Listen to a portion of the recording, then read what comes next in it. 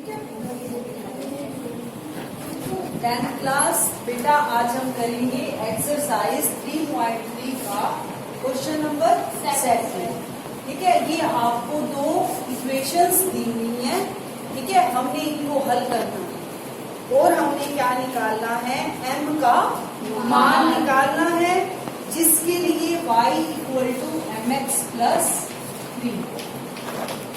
देखो, इसको तो हम बाद में देखेंगे, पहले हम इन दोनों समीकरणों को हल करें। हल करने का क्या मतलब होता है कि x और y के मान निकालना।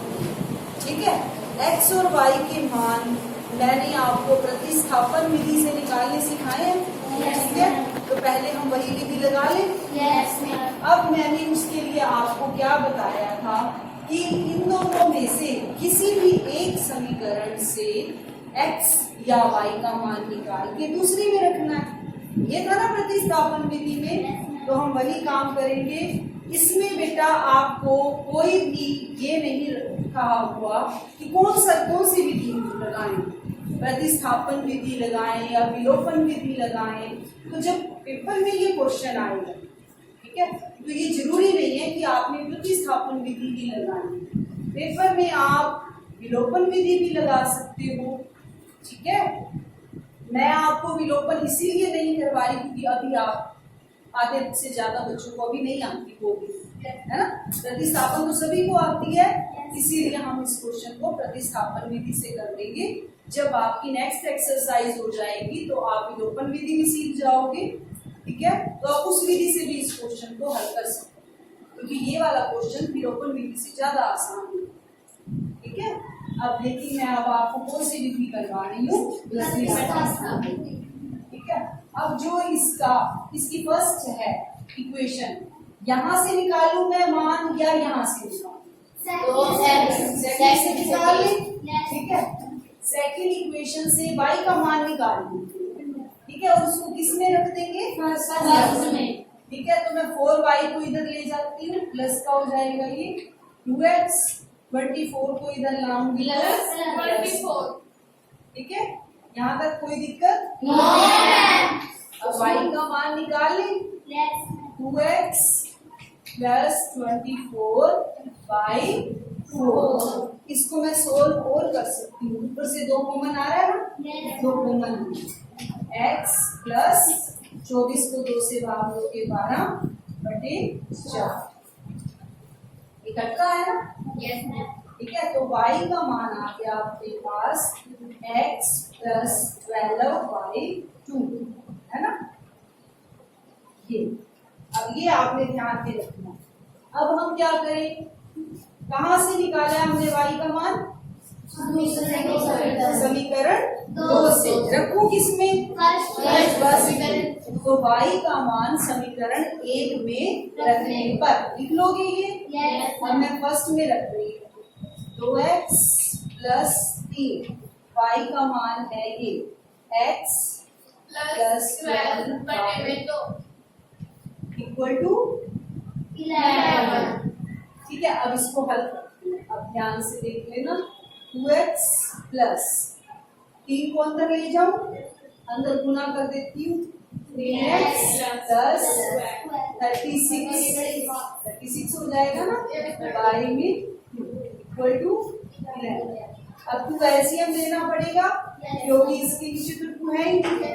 अब यहाँ क्या माना जाएगा? तो ये इसके साथ गुना हो जाएगा, 4x + 2 को 2 से भाग दोगे 1 को इससे गुना करोगे तो यही रकम रहेगी, है ना, बराबर में क्या।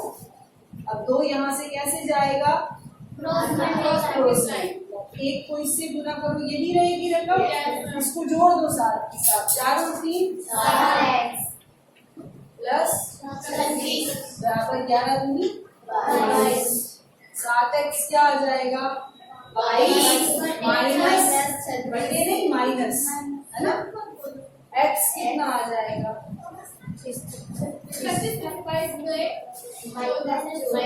-14। ध्यान रखना क्या आया है? -14। प्लस के कर दोगे तो 14। यहाँ से x का मान क्या आ जाएगा?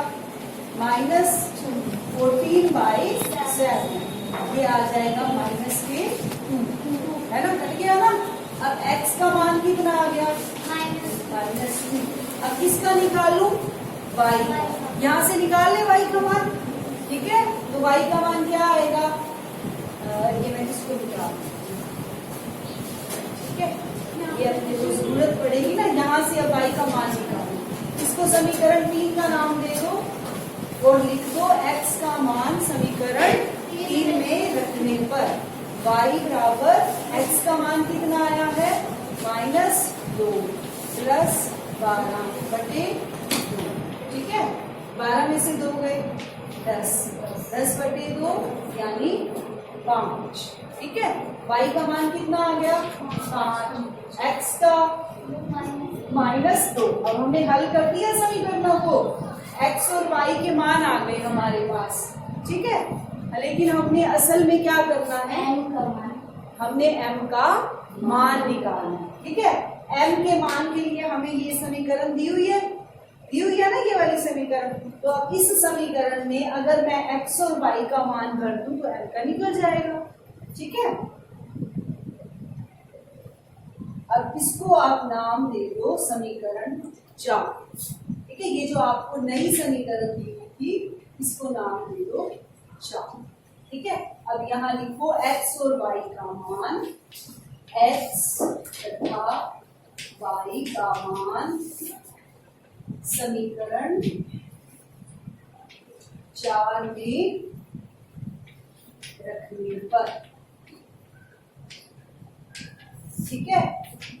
अब रखो यहाँ y का मान कितना आया है, 5, m, x की जगह -2 + 3, 5 = -2m + 3। हमें मान किसका निकालना है, वैल्यू किसकी निकालनी है, m की। इसीलिए m को इस साइड ले आओ, प्लस का हो जाएगा ये, ठीक है। 3 को यही रहने दो और 5 को इधर लाओगे तो माइनस का हो जाएगा, ठीक है।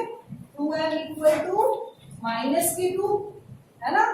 m कितना आ जाएगा, -2/2 यानी -12, ठीक है। तो ये आ गया हमारे पास का मान -1। x और y का मान भी निकाल लिया, m का भी निकाल लिया, तो ये आपके 2 आंसर आ